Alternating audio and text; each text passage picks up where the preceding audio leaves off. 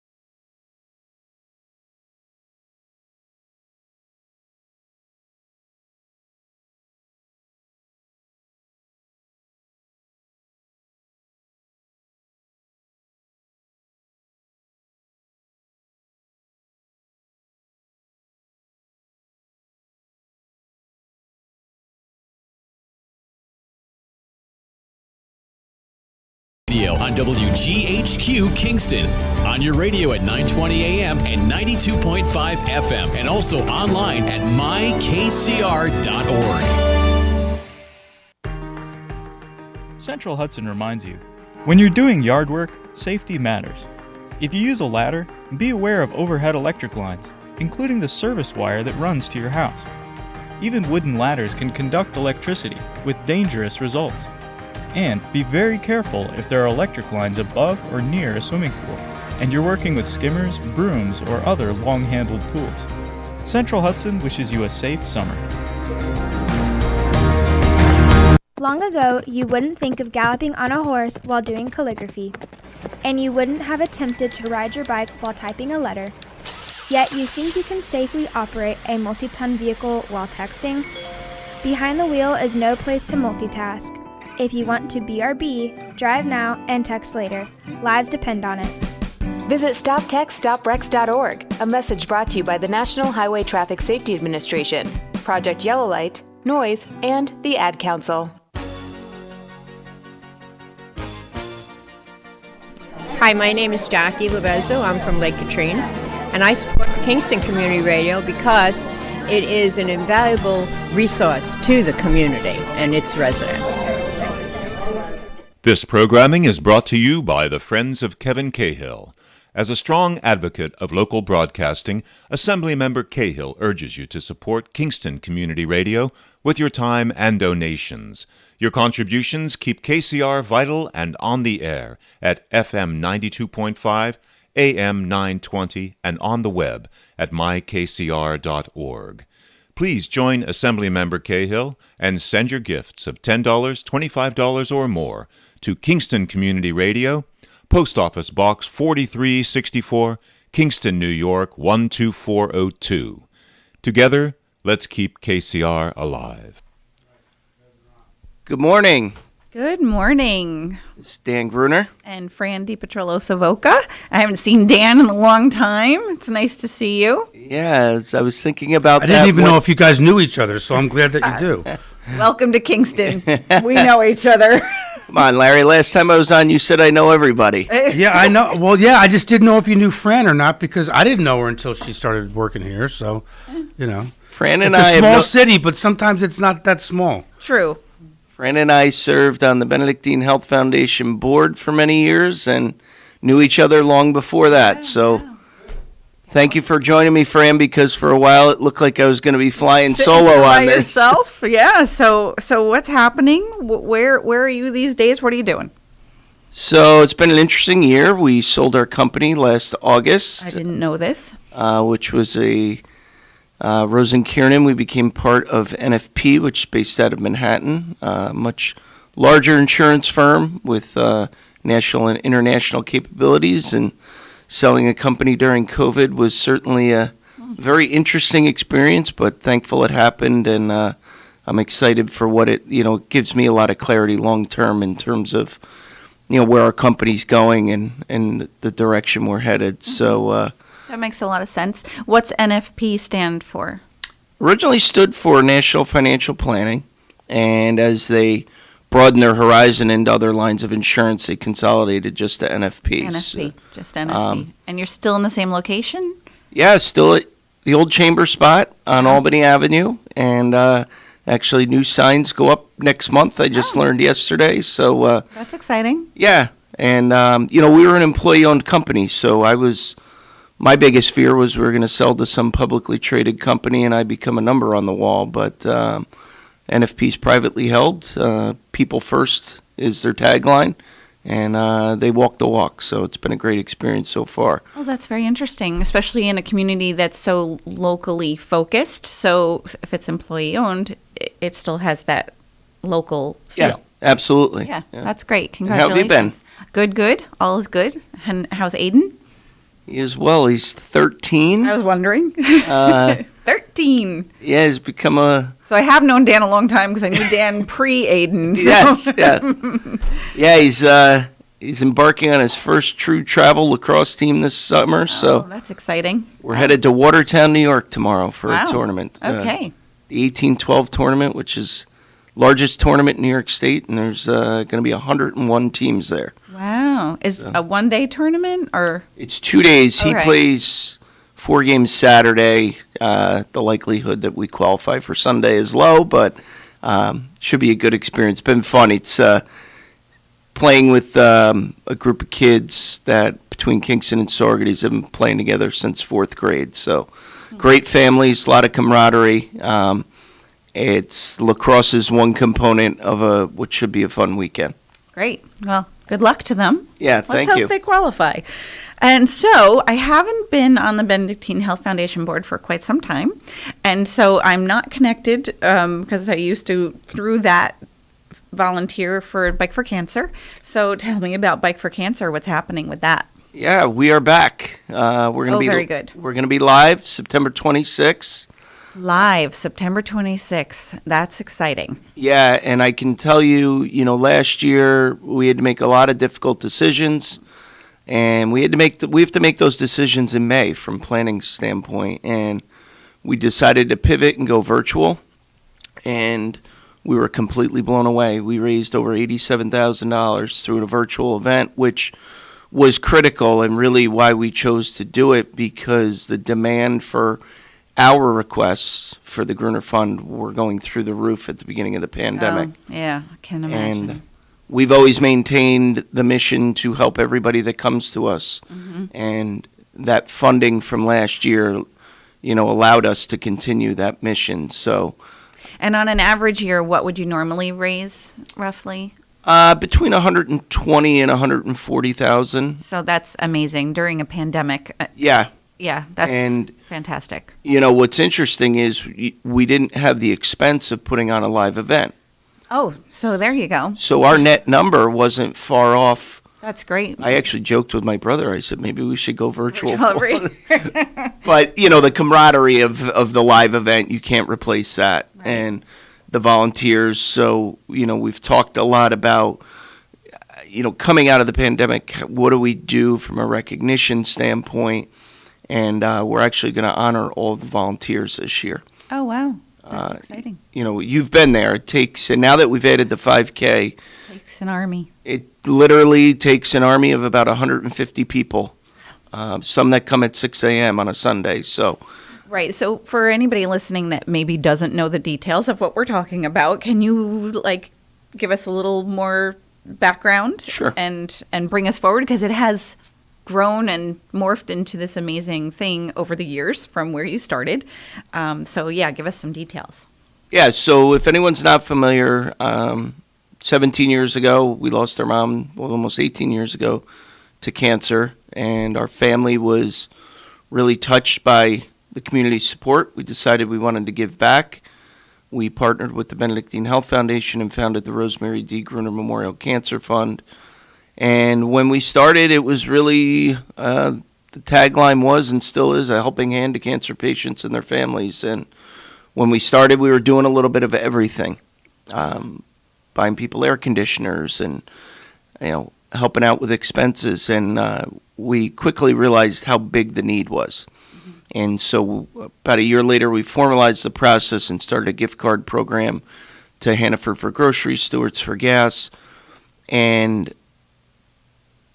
we created the Bike for Cancer Care to be the funding vehicle for it. My dad said to us, he kind of let us, figure this all out. And the one thing he said was, go in people's pockets once a year. And we all sat there and kind of said, well, what's he mean? And he said, go big or don't go at all, meaning do one fundraiser, go all in on it. And that's what we did. And it was a leap of faith. First year, we raised $44,000.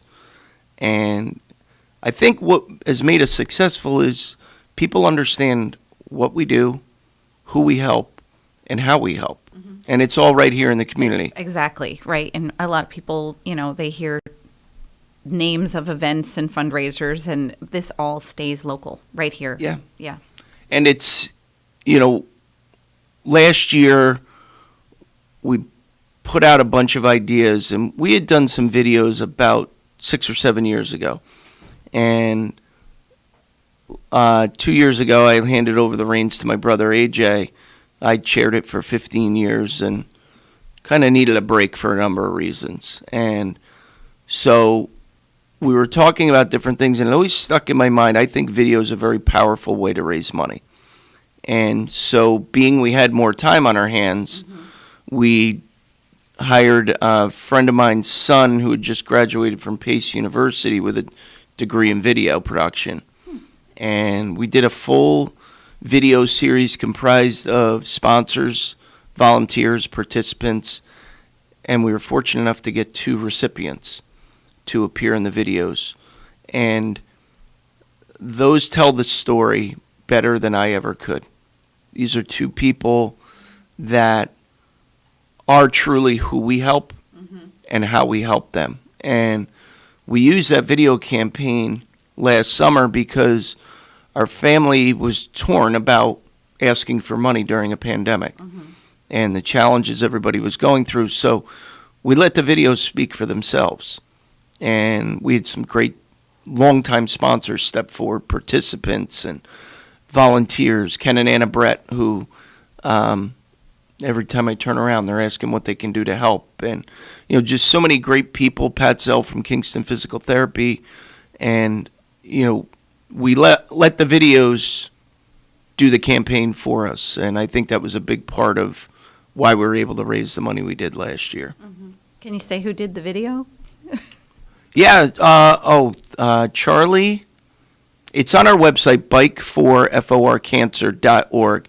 And actually, if you're on our email list, you just received an email 2 days ago with the videos as well. Cool. And that was my other question, was the website for anybody who's not familiar. So that's great. Yeah, and registration will open. We're hoping it should launch early next week.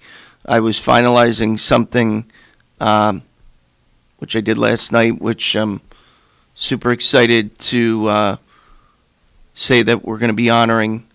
We launched a 5K a few years ago to expand beyond cycling. And one of our biggest supporters of the foundation, of the 5K, and just everything the Gruner Fund does was Tommy Keegan. And so we'll be honoring him. He'll be the 5K honoree this year. Very nice. Yes, big supporter, and Keegan Army. A lot Keegan of his Army volunteered, right? Yeah. It's interesting. They started as a running club, and now they're a running and biking club. So they kind of did the opposite of what we did. But a great group of people, and Tommy. I met Tommy through Aussie Biker. Not long after. Another big loss to our community this year. Yes. Yeah, and I met Tommy probably within a month of moving back here, and we became very close friends. And then when we started Sample, Sip, and Savor, which is another foundation event, which will be coming back this year too, Tommy, with the help of Paul Biker, was the second person I spoke to about it.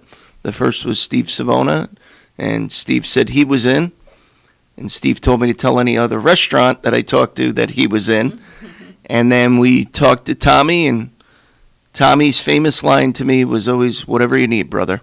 And it was as simple as that. So, a tremendous loss to our community, a dear friend, and, just really, it's our honor to recognize, because so many of the things he did quietly. Exactly. That's true. Very true. I could probably talk for 2 hours about the things that I went to him on over the years, and he did. And right, because you're involved in many, many things other than your Foundation. Yeah, just, and I always, could walk in after work and he'd say, "Hey, brother, can I buy you a beer?" And I'd say, "Well, I'd like to buy one myself." And he'd always, that's just who he was. He was a genuine human being. Yep, it's a big loss to the community, and I misspoke when I said we lost Ozzy this year. I think it was 2020 technically, although this year seems like a big blur from last year. So did we have a last year? As a friend of mine said, we're going to pretend last year didn't happen, so I turned 45, not 46 in March. Very nice. Very nice. And you came back to the area about 18 years ago, right? Just as you were starting. I was in Boston. I was kind of, at a crossroads. I was working for a big Fortune 500 company and starting to think that wasn't what I wanted in life. Mm-hmm. And, losing my mom accelerated that. Mm. I decided I wanted to come back and be with my family. And, I loved to ski and bike and, driving 3 hours to do that stuff was getting old. So, so you're back and here to stay. I'm back and here to stay, and that's a lot about me. So you are equally involved in the community. Yeah, I don't know. I feel like this pandemic has gotten me out of touch with things. Yeah, and I'd be interested to get your perspective. I was glad to read last night. Our county executive, Pat Ryan, is taking on Westchester Medical, and they're abandoning of mental health in our community, which is more critical than ever. So, Pat, I commend you. I support you. And, Fran, I'd just be interested to hear what you have to say. Yeah, I'm not completely up to pace, but I see what's going on. I follow what's going on. But it's unimaginable to me because straight out of school, I started working for the Mental Health Association. So from the early 90s, that's been just a no-brainer for me, the need in any community. And so I just can't comprehend what's really happening for it not to exist in our community. For anyone not aware, the Westchester Medical withdrew their mental health beds at Mary's Avenue last year, claiming that it was going to be due to a surge in COVID that thankfully didn't happen. And now they've applied to the state to permanently withdraw those. How any organization thinks that any community doesn't need mental health services is beyond me. And it's encouraging to see both local and state politicians step up to the plate and take this on because, we've all struggled. Right. I don't sit in my house for more than 10 minutes, and I was forced to do that this year. Yeah. It wasn't easy always. Yeah, no, wasn't, yeah. We, like other communities, there's a mental health issue in every community. So to think that we didn't have one even before the pandemic, isn't true. And so to think we wouldn't have one during and after the pandemic, I'm just not so sure. So yes, kudos to Pat Ryan for standing up for that. And we will have to see where that goes. And if I'm not mistaken, we have an opioid epidemic here in our community, unfortunately. And, that often goes hand in hand with mental health issues. So how he's supposed to fight in our community, he's supposed to fight that issue and not have mental health beds, I'm just not clear. Yeah, and I was just having a conversation with someone recently that Westchester Medical has absolutely zero roots in this community.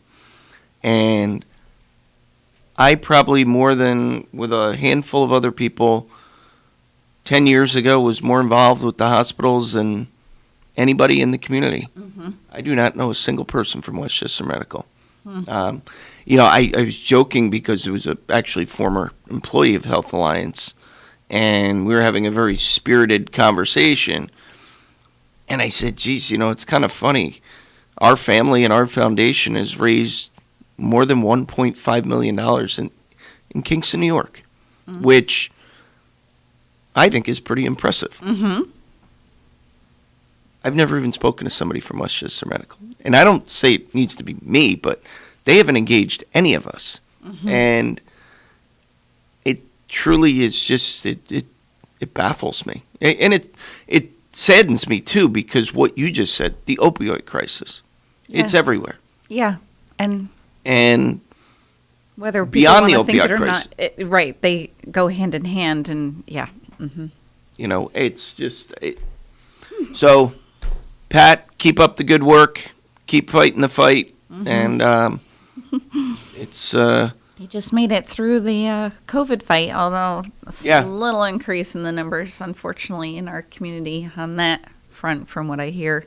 But yeah, I looked yesterday. It was still under 10 in Ulster County. Oh, okay, good. Which is, what's there, 180,000? People, yeah. I think it's probably closer to 200,000 now. True. We had some, we'll have to have some residential real estate people come in and talk with us. Because, I think we have a few more people in our community now, and come along. Yeah, it was interesting. I kind of thought that the real estate was going to slow down, and I was picking up food at the Armadillo last night, and I got talking to the woman that lives a couple doors down, and it's still on fire. Mm-hmm. Yeah. Little inventory, and things are still moving at a good price. So, but to some, the price, we see it as a price increase, but to some, it's not that much. So, we're here. Join yeah, well, I live on Main Street uptown, and the coveted spot. Yeah, I'm teetering on. I just heard one on Emerson sold for $550, and I'm starting to really question what I'm doing. But where am I going? Where are you going to go? You sell your house, and then where are you going to move to? Right. You know what I mean? Well, if I got $550, probably my father's You're going to have to basement. pay. If you wanted a nicer house, you're probably going to have to pay double for that. Hasn't broken it to his dad yet. I know somebody that sold his house on DeWitt Mills Road. He paid $180 for it. He sold it at the beginning of this month for $500. He's moving to Florida, but his house is not worth $500,000. You know what I mean? No. He sold it for a hefty price. Plus, you got to pay capital gains tax on that. Yep. You're better off staying where you're at. No, I know. I joke with my... I mean, because you live in a good neighborhood. Main Street is nice. It is. It's but great. It's awfully tempting, isn't it? It's great location, but then when you hear $550 around the corner, I go... Right. But I don't, I try to keep things simple. I don't want to pay an exorbitant amount in taxes. And Right. I'm sure everything right now is just perfect, right? Or good enough. Things are good. Yeah, because you can't put a price tag on living in a good neighborhood. So no, and it's my son's friends are all in the neighborhood, and they can go out, during the day and do whatever they're up to these days, and Home. come back. Exactly. Yep. Yeah. Gosh, 13 years of home for Aiden. I know. It's hard to believe I bought that house 17 years ago. I will never buy a 110-year-old house again. Oh.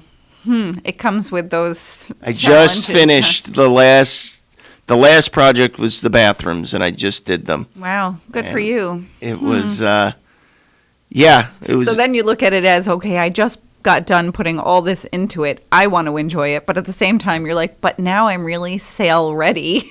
Exactly. So it's still a double-edged. What do I do? And much more debt-ridden than I was before that. This is true. Well, hopefully you got in at a good price 17 years ago. I'm not sure where the market was then. It was interesting. I bought it at asking price, which was $169,000.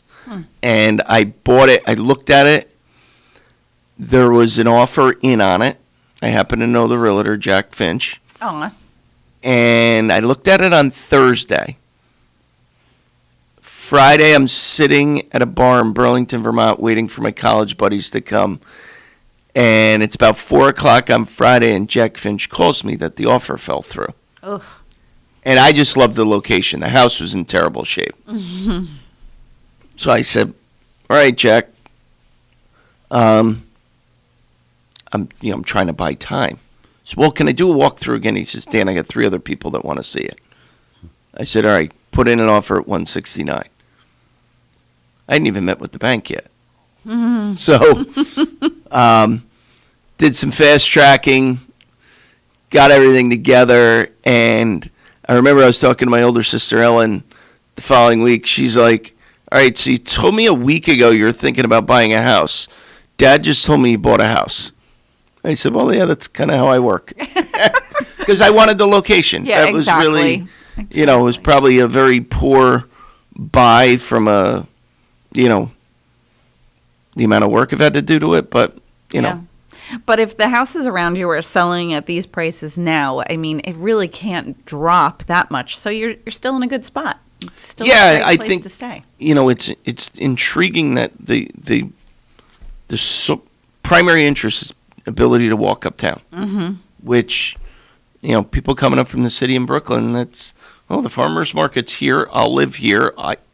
They have a tremendous amount of money. They pay. They're this close to the thruway or the bus station if they need to go back to the city or wherever. Yeah. And they can just walk to restaurants, walk to the farmers market. And so, you're in a prime location. Hang on to it, Dan. I'm going to. I'm gonna ride it out. So it's 7:24, and we have some guests coming on. So at 7:30, we have John, and I can never pronounce his name. Lawrence, Larry's not there. He's not helping you out. I was on the phone. John Masurgeon from Central Hudson. Masurgeon from Central And Hudson. then you guys know the last two. Who's the 8 o'clock guest? 8 o'clock is Mo Gibbons from Pure Clean. So that's always interesting. Mo was one of my first guests when we switched to this station.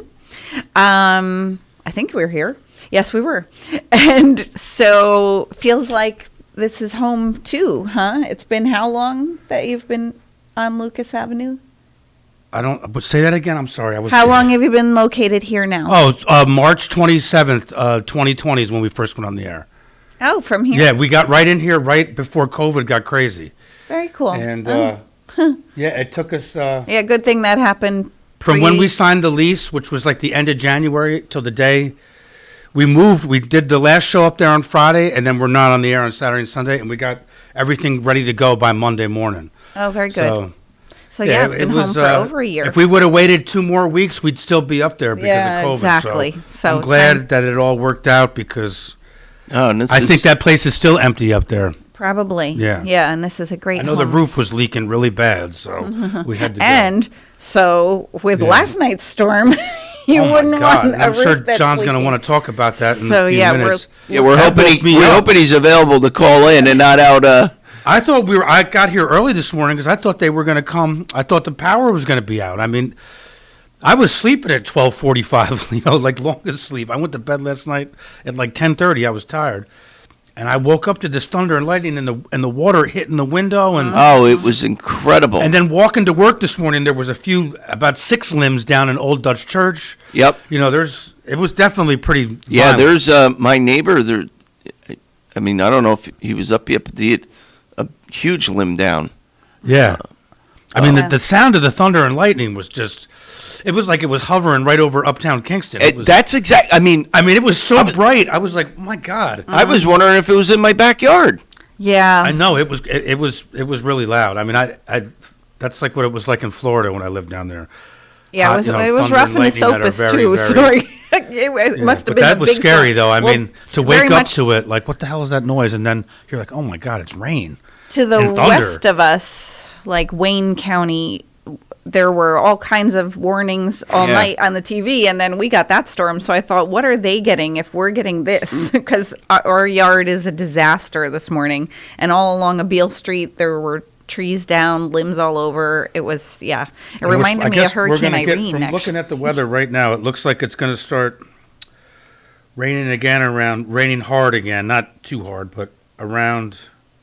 Yeah, our deck chairs were flipped up all over the place. We're getting another storm today? No, but we're getting. It was 91% chance of rain all day. Around 2 to 3 o'clock, it's going to start raining, and it's not going to stop until tomorrow morning. It looks like. Well, this time, I hope to be a little more prepared. We're 11 inches below the water table, so we need the water. I mean, and these 90-degree days that we've been getting, we usually get this at the end of July, beginning of August. We were getting them in June, already. So, I mean, I was down in North Carolina over the weekend. It was 80, it was in the 80s down there. I was like, God, this is like cooler than Kingston was because we were getting some hot days last week. So, In And the I'll tell beginning you, of the week. with all this moisture and like the fluctuation in temperature, like I have a lot of allergy issues, Oh. and it's like, I mean, right now even I'm like, Yeah, I get mine really bad in the spring with the pollen, but I do too. I generally don't have where problems this where time. it's like where I can't breathe, man. Like Yeah. it's pretty bad. Yep. So you guys want to go to break now, and then we'll come back with John? Sure. It's 7:30 is John Masurgeon. 8 o'clock is Mo Gibbons from Pure Clean. And 8:30, we didn't mention, we have Christine Hine coming in from People's Place. So we're looking forward to it. Cool. We'll be back in a minute. You're listening to Kingston Community Radio on WGHQ Kingston. On your radio at 920 AM and 92.5 FM. And also online at mykcr.org. Swimming pools are great for family fun, and Central Hudson wants you to play it safe. Never operate an electric appliance next to or in the pool. Be sure pool motors and filters are grounded. Have them installed by a professional and serviced by a licensed professional electrician. Be very careful if there are electric lines above or near a pool, especially if using long-handled cleaning tools. And if a storm is nearby, get out of the water. Your safety matters. Hi, I'm Steve Thomas for Habitat for Humanity Restore. Habitat Restores are nonprofit home improvement stores and donation centers that sell new and gently used furniture, building materials, and appliances to the public at a fraction of the retail cost. The Ulster County Restore at 406 Route 28 in Kingston needs your donations. Call our hotline at 845-853-7499 to schedule your free pickup. And thanks. Everyone is talking about healthcare these days. America spends twice that of other developed countries on our healthcare system, yet our health ranks near the bottom. How can we stop spending so much and getting so little? By shifting to a system that gives more patients access to strong primary care. Primary care can help make America healthy again. To learn more about the benefits of primary care, visit www.healthisprimary.org. This message is brought to you by America's Family Physicians. Screening exams for breast, lung, or colorectal cancers are necessary to detect and treat disease at its earliest, most curable stage. But you may have some concerns and questions. Answer your questions and ease your fears by visiting radiologyinfo.org. In addition to information on screening and wellness, you'll find more than 200 descriptions of radiologic exams, procedures, and treatments to help you prepare. Get informed and be prepared. Visit radiologyinfo.org, produced by the Radiological Society of North America and the American College of Radiology. Hi, this is Jared Mans from the Spring Lake Fire Department, and I support Kingston Community Radio, and so should you.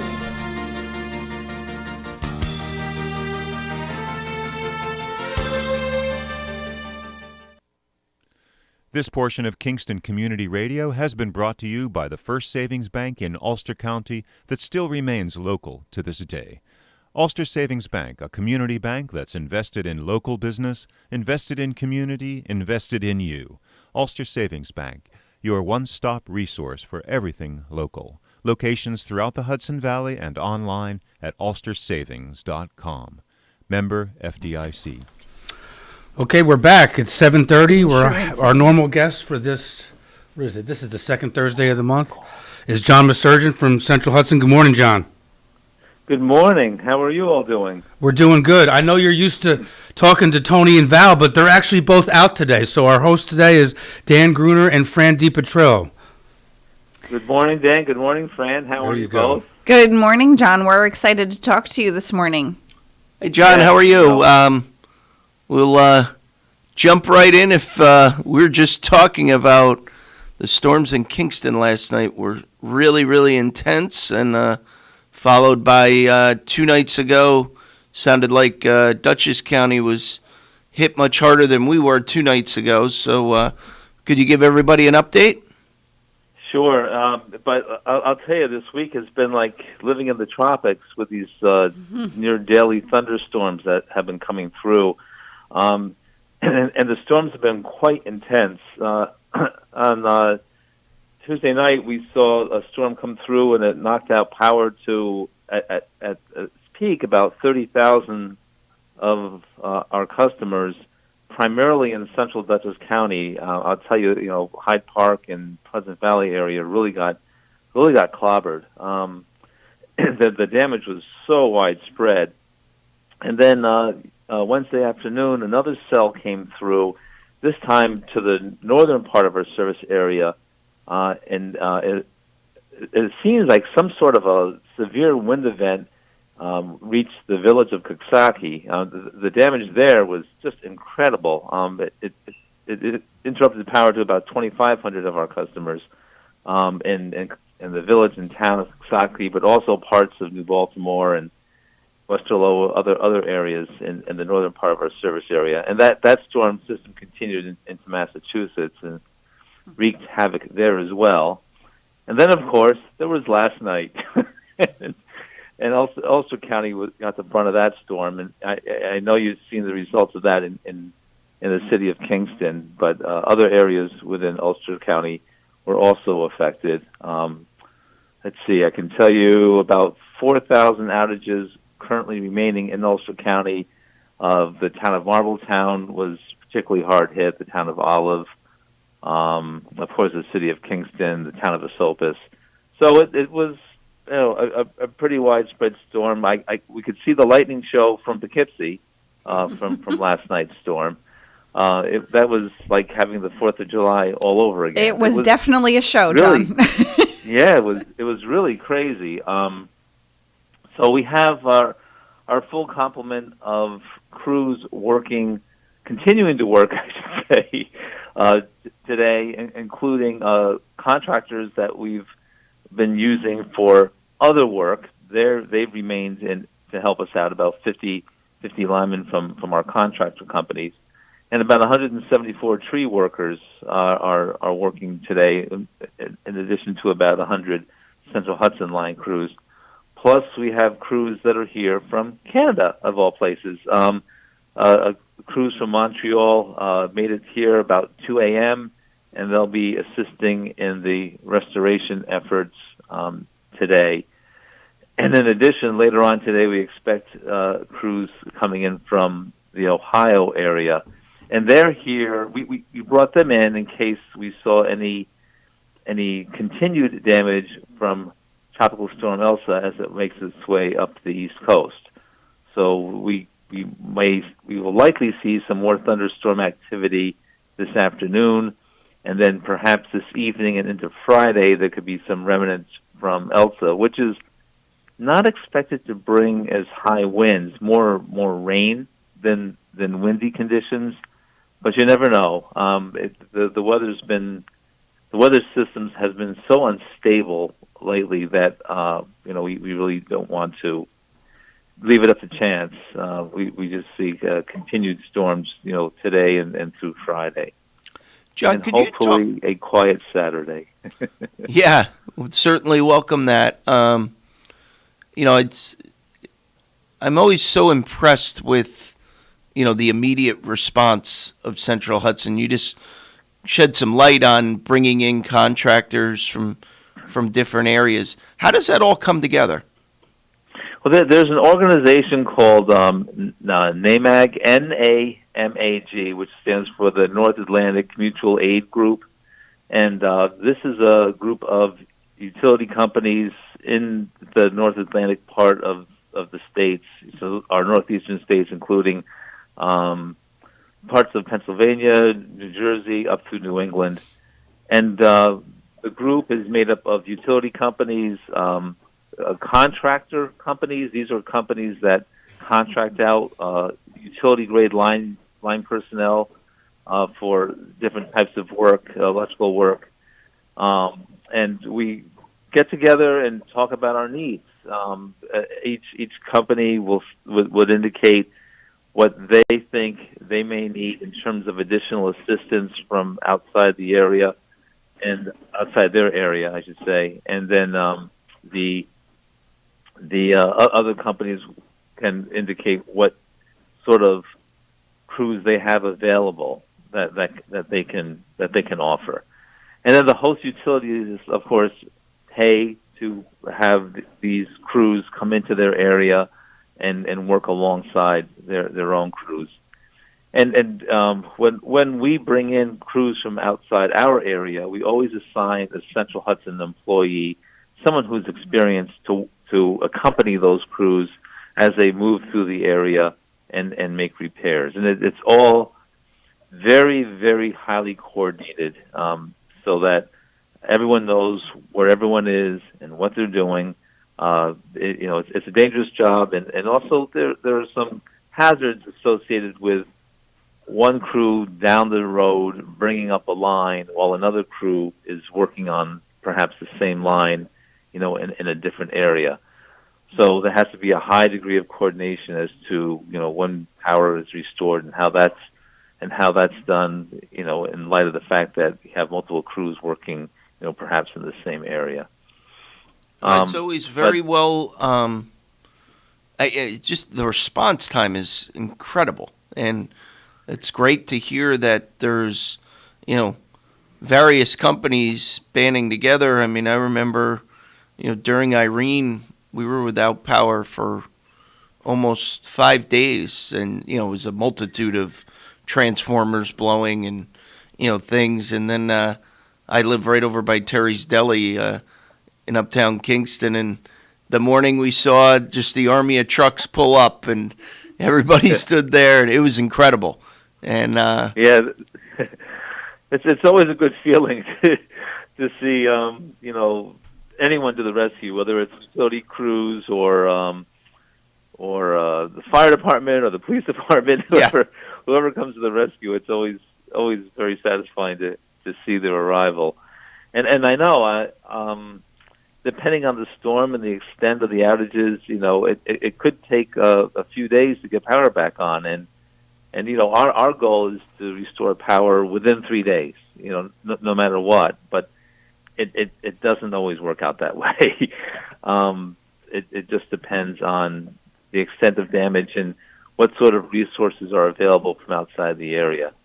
With a storm like this, it's fairly isolated, so crews are available to come in from outside the area.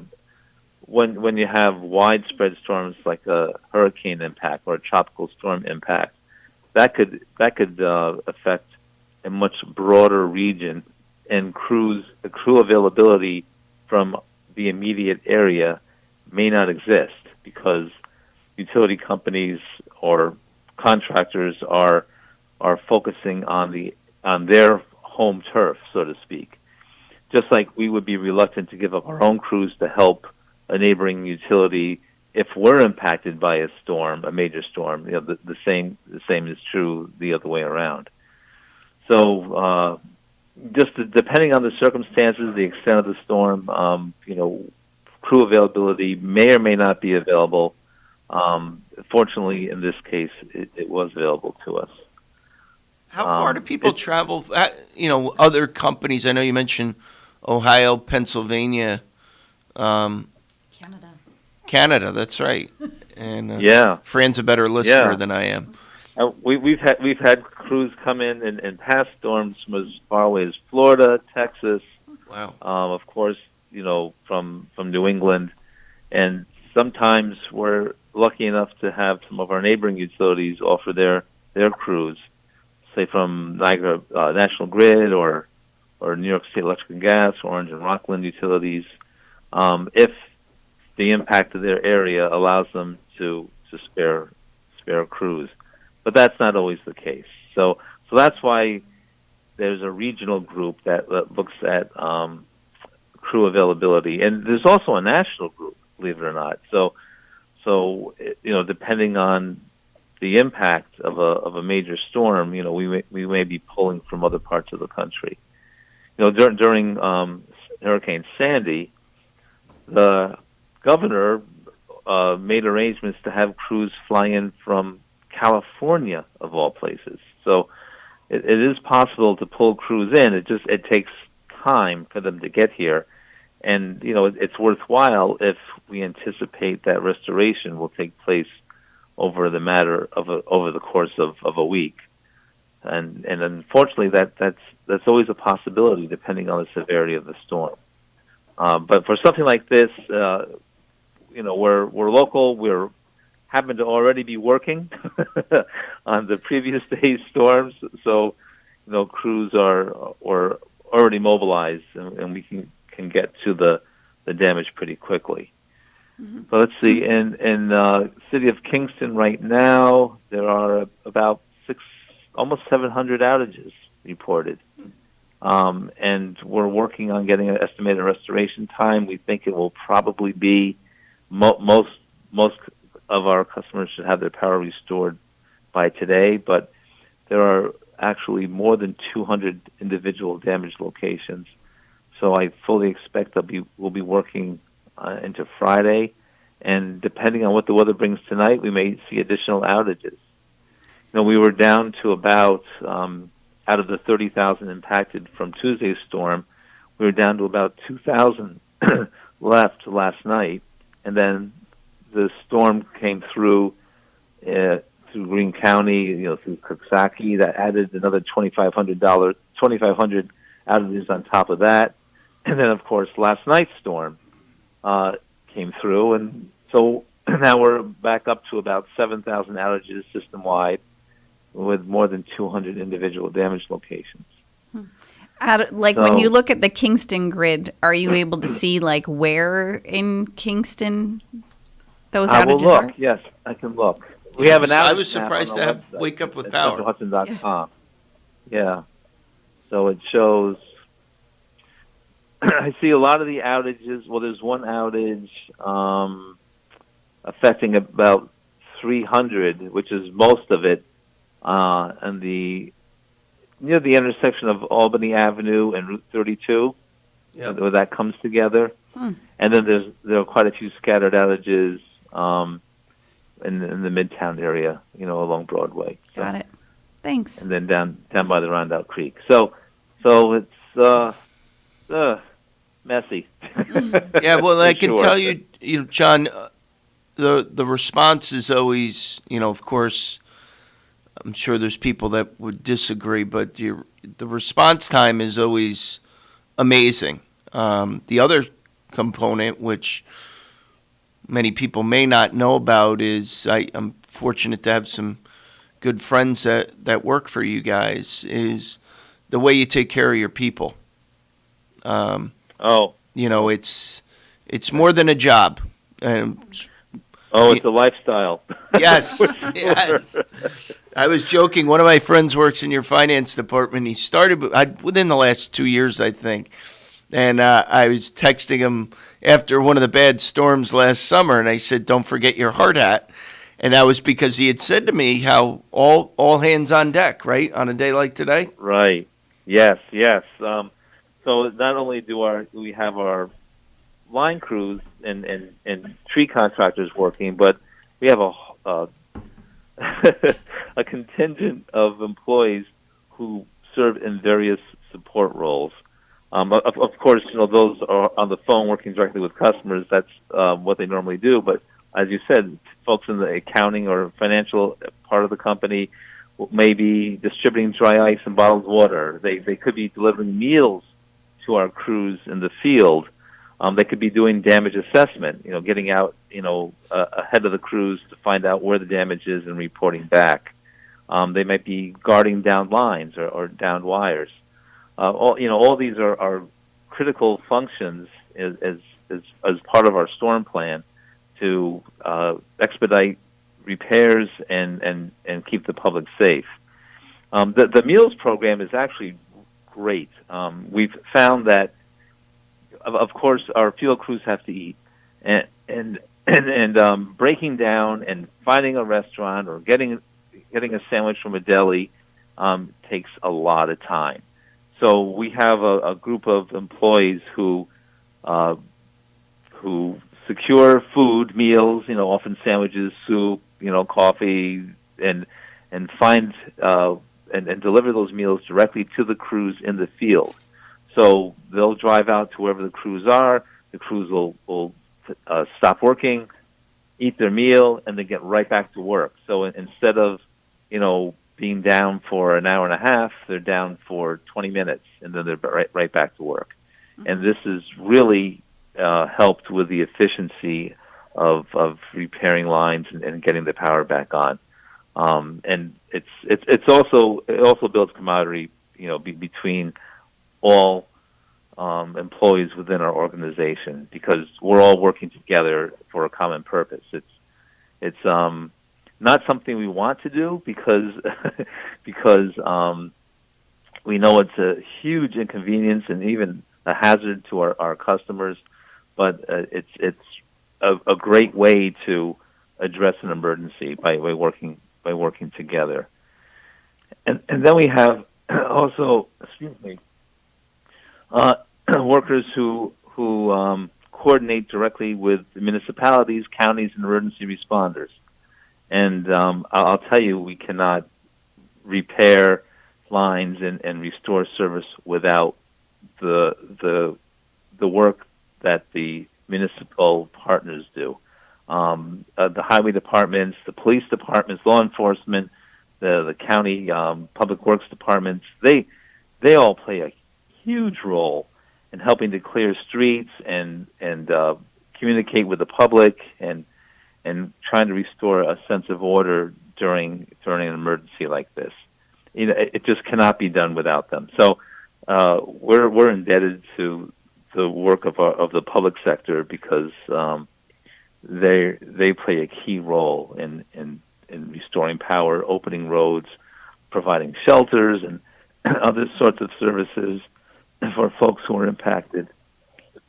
Excuse me. So it does take a village, as I say, and we're very fortunate here in the Hudson Valley that we have such a sense of cooperative spirit, amongst our communities.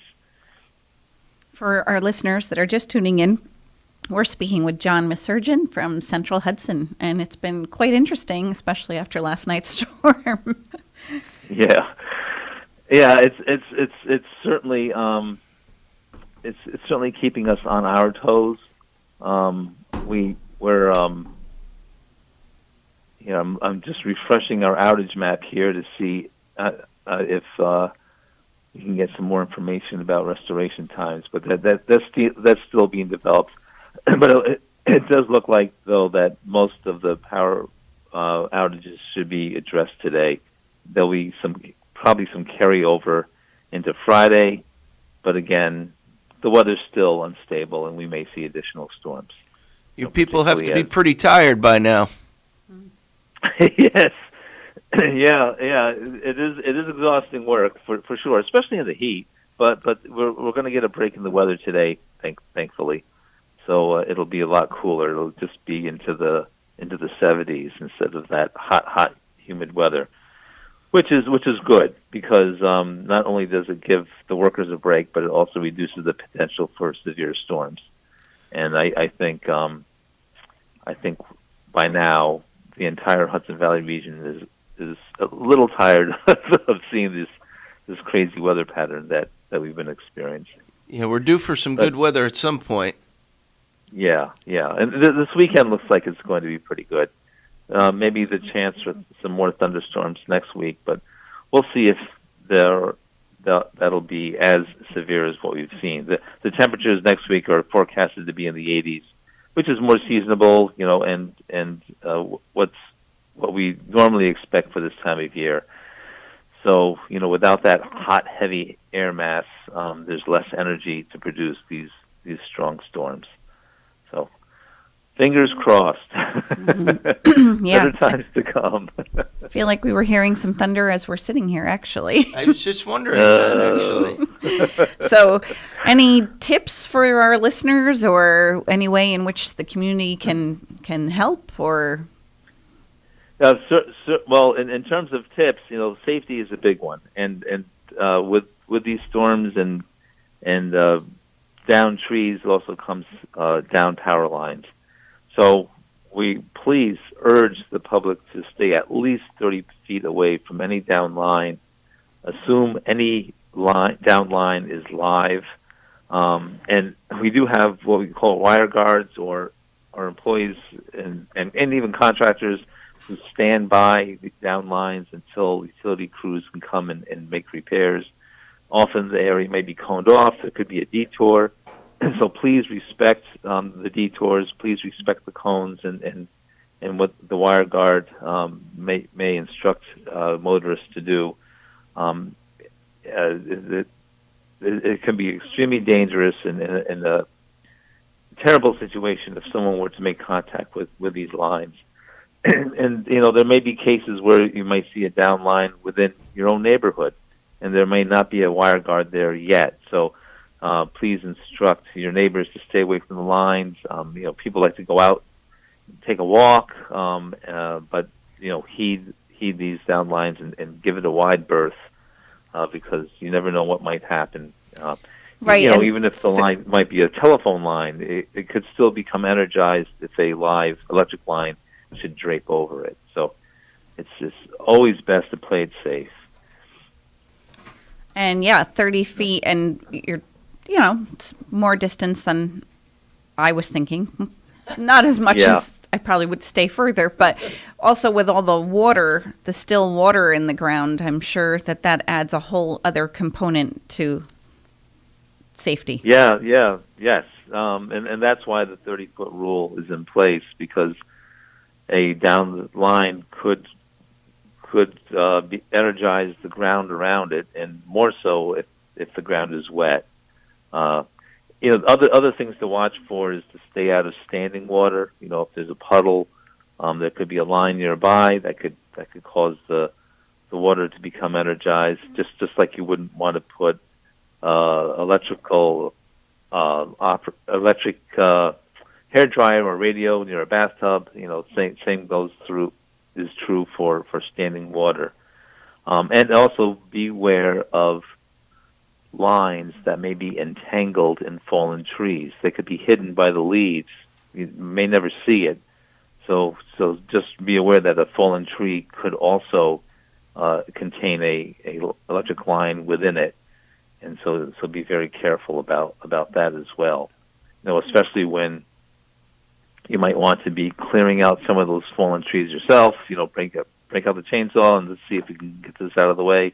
Be aware that there might be a line, within that tree too. Right. So leave that to the professionals, right? Right. We'll bring a electric crew over to make sure the line is de-energized so that a professional tree trimming crew can come through and clear that out. There's a methodology to all of this. And it's designed to be as efficient but also as safe as possible. Well, we appreciate your crews being out there and doing all that they're doing, and we appreciate you coming on today and enlightening us, especially after these storm after storm after storm. So I'm sure you're quite busy, and we appreciate the time you've given us this morning. Did you have any? Happy to be here. Absolutely happy to be here. And one of these days, I'll get into the studio, and I haven't been to the new studio yet, so I'm very anxious to see it. It's worth the visit. It's quite an upgrade, but I'd like to echo Fran's thoughts, John. Thank you, and thank all the folks at Central Hudson for all the great work that you do. Thank you. I will definitely pass that along, and take care. Be safe today. Thanks, you too. Good luck. All right, so let's go to break, and then when we come back, we'll do birthdays, and then we'll start with our next guest. Is that good? Sounds good. Okay, great. You're listening to Kingston Community Radio on WGHQ Kingston. On your radio at 920 AM and 92.5 FM, and also online at mykcr.org. Question: what will you find on all over-the-counter or OTC medicine packages to help you choose the right drug and use it safely? The answer: the drug facts label. This label lists the medicine's active ingredients and purpose, how much to take, and warnings you should know before using it. Remember, even OTC medicines you buy without a prescription can cause side effects you don't want. So follow the information listed on the drug facts label. For more information, visit fda.gov/drug facts label. A message from the U.S. Food and Drug Administration. Introducing the YMCA. Sure, you know the Y for a swim or a game of hoops, but we're more than that. We're a cause. When you take a jump shot at the Y, someone else is getting job training. Practice yoga as a team practices her leadership skills. We give people of all ages, incomes, and backgrounds a chance to learn, grow, and thrive. So while you might think of the Y as the place for lifting weights, we're also about lifting entire communities. That's the Y. We're so much more. Visit ymca.net/more. At St. Jude Children's Research Hospital, we're fighting against childhood cancer every day. At the heart of this battle are our donors. Most of us want to make some type of difference in the lives of others. St. Jude does miraculous work. The fact that no one has to pay, it's a place where everyone is treated as an equal. Everybody is welcome here, and it doesn't matter your religion or what part of the world you're from. All that is taken away. It just gives you some hope. It's just a nice feeling to put your energy into something that really does genuinely make a difference in a child's life. There's just no greater gift. If we have the ability to help, then we have a responsibility to help. Finding cures, saving children. St. Jude Children's Research Hospital. Find out how you can help at stjude.org. Hi, this is Tony Marmo from Norman Staffing, and we've been bringing together employers and job seekers since 1980. If you're an employer and have job vacancies, let Norman Staffing help fill them with permanent or temporary workers. We screen, interview, and recommend the best candidates for your company. We make the employment process easier and faster for you. Please call Norman Staffing for your employment needs at 338-9111, 338-9111, or normanstaffing.com.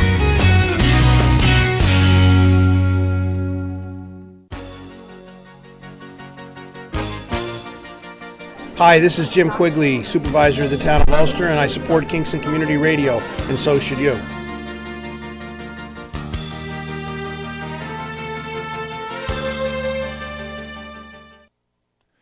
Rondout Savings Bank has a long history of serving local communities and maintaining a strong tradition of customer service excellence while providing each customer with the personal attention they deserve.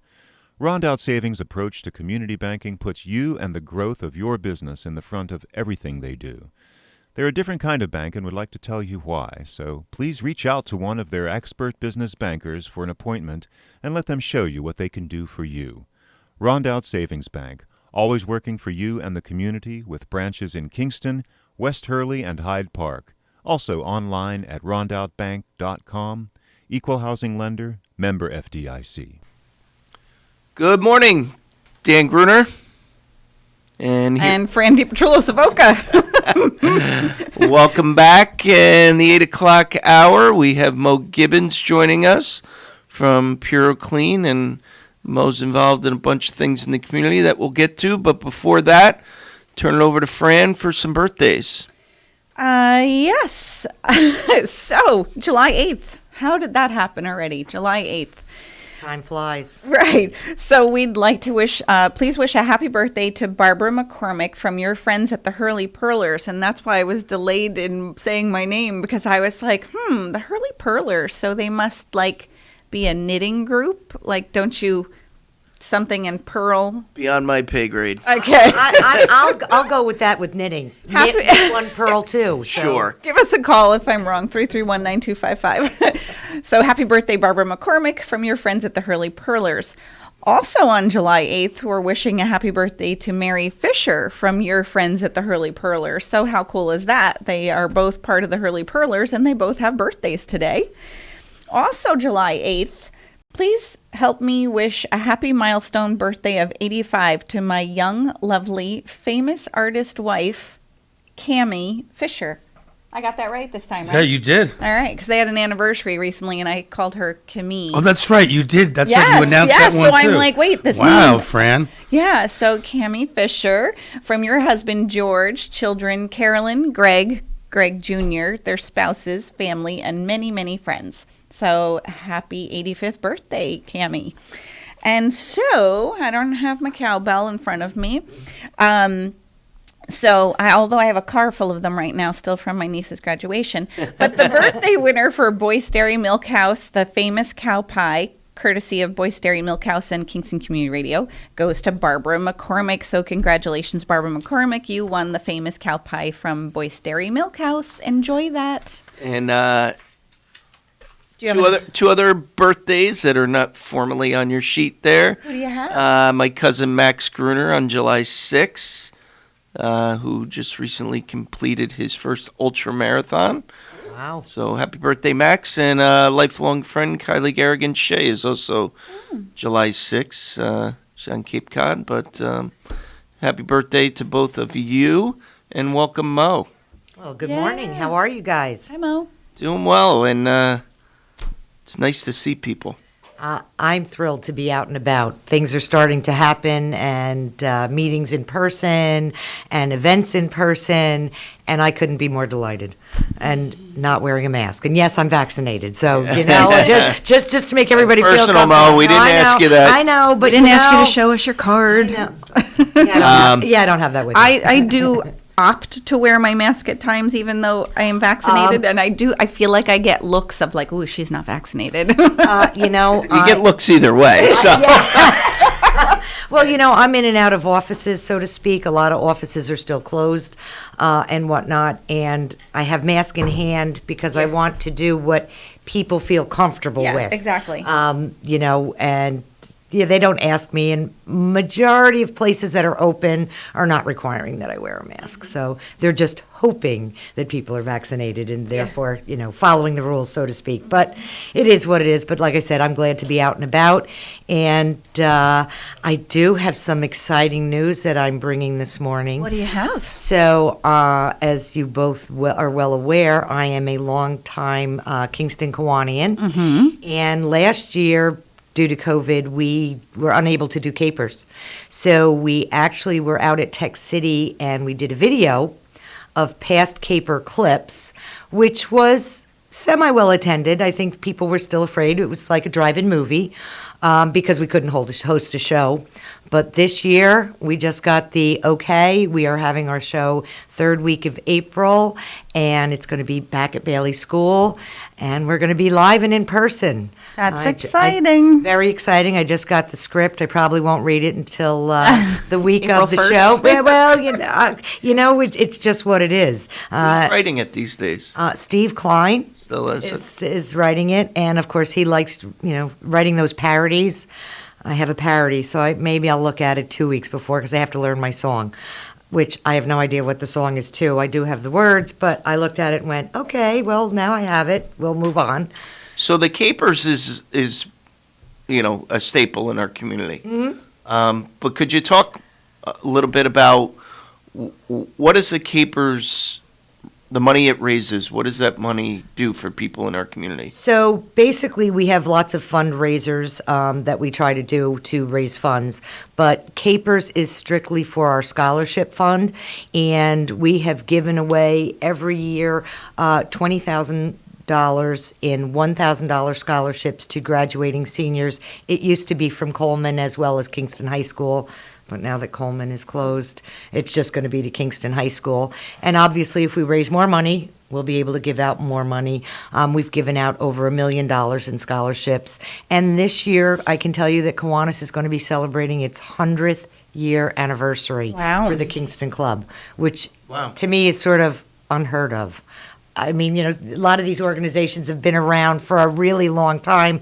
It is an international organization, but to have our local group have 100 years is a pretty big milestone. Yeah, and I think it's fascinating that 100 years, and even though it's an international group, that local level of, my father was a Kiwanian. Yep. Oh, I know. And I remember as a kid being at different events, and I was in the capers when I was 10 or 11 years old, and it was a school scene, and Howie Whitaker was the teacher. Oh, gosh.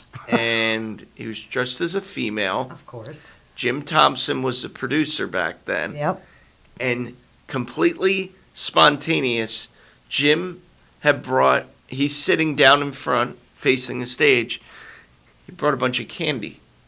And to cause disruption in the class, he just started throwing random bags of candy onto the stage, unbeknownst to Howie. Well, I immediately dived for one. And then kids are it was complete spontaneous chaos. And perfect. And here I am talking about it 35 years later. That's funny. It's, women we celebrated in my history with Kiwanis, and I can't tell you what year it was, 25 years of women in Kiwanis, because women, it used to be an all-male organization. One of the things that I love its mission. Its mission is changing a community one child at a time. And I really love that while it's an international organization, all the money that we raise stays local here in the community. And we actually have a vote on where it goes and who we help. And obviously we want our efforts in the money that we raise to not just affect a child, but as many children as possible. There are, through the school, through the grades, there are different levels of Kiwanis. So there's Builders Club, which I think is in junior high. There's Key Club, which is the high school. Yep. In college, there's Circle K. And we had just, prior to COVID, had opened up at Ulster County Community College, opened a Circle K. There's one in New Paltz at SUNY New Paltz, and we just opened one, but it sort of didn't really get to take off the ground because everything went, everything shut down. Yeah. So hopefully that will, with everything opening up, that will be, and they will be involved and whatnot. But I'm excited to have Capers back. Capers is a really, really fun time, and it helps our organization and our members really connect once again. For those of you that have never been to a show, you absolutely have to come. It is the funniest thing you ever.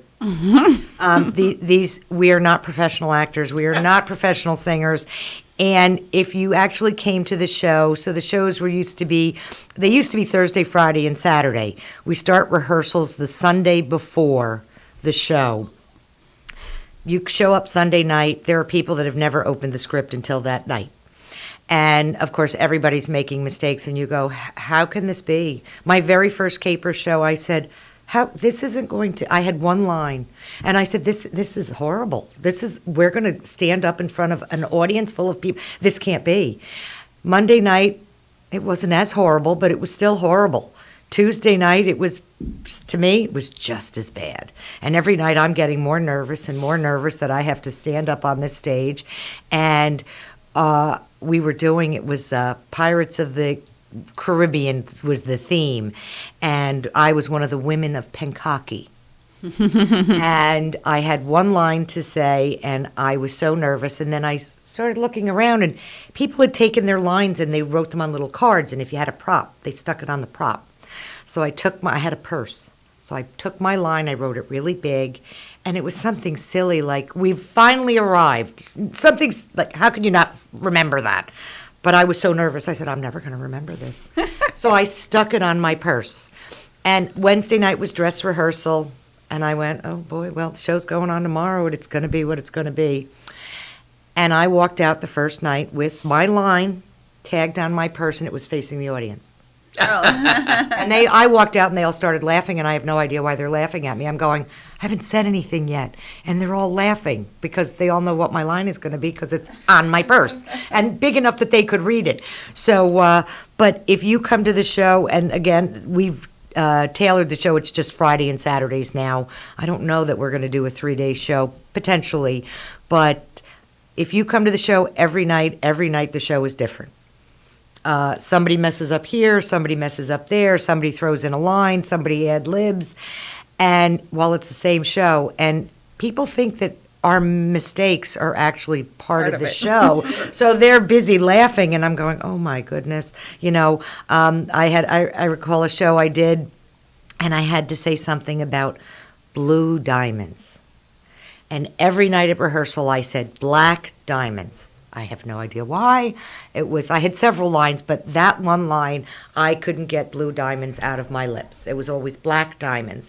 And Tom Tierney had written the show, and he said, you have to get that line correct. I put that line in the show for my son-in-law. He's coming tonight. You have to get, and I'm going, oh gosh, put pressure. I really don't need the pressure.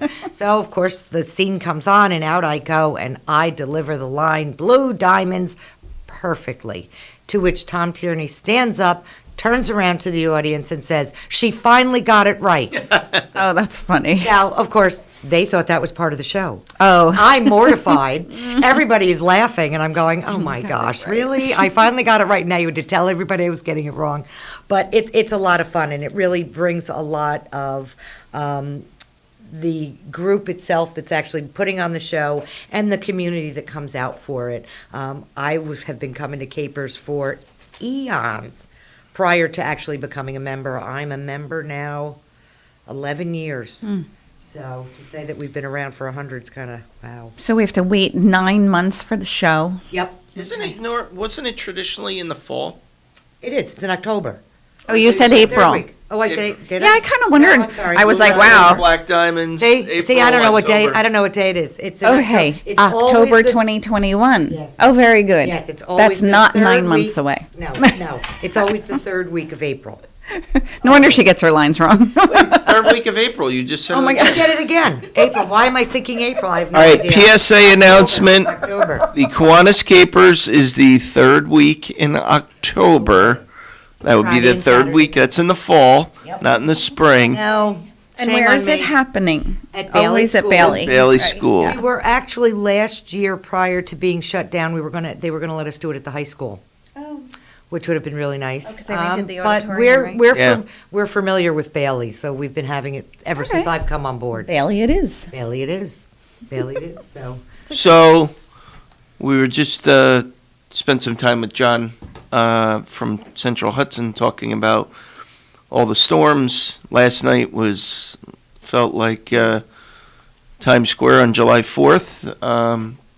Give you a chance to talk for a few minutes about Pure Clean and your work. And we were talking before we came on. I think people would be interested to hear about the local demand on contractors and all the activity going on in Kingston. So, well, there's a lot going on. I work for Pure Clean Professional Restoration.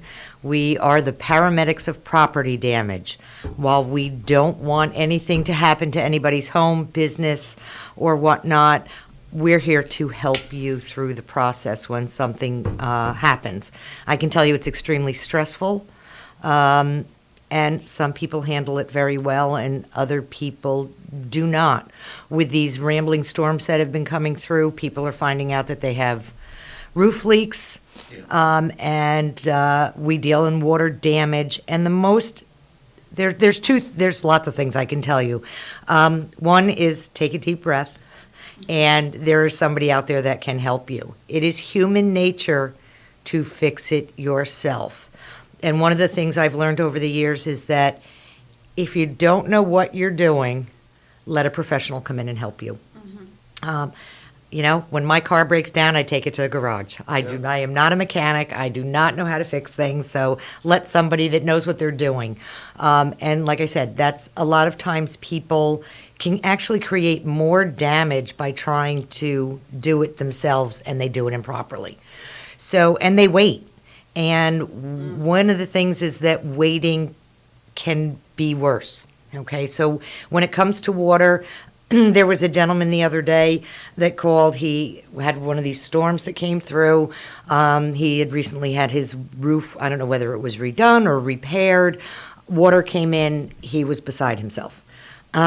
He immediately called us. His attic was soaking wet, and basically we need to come in and dry it out as soon as possible. And the reason you need to dry it out is because if you leave things wet, you're going to get mold. It's just the nature of the beast.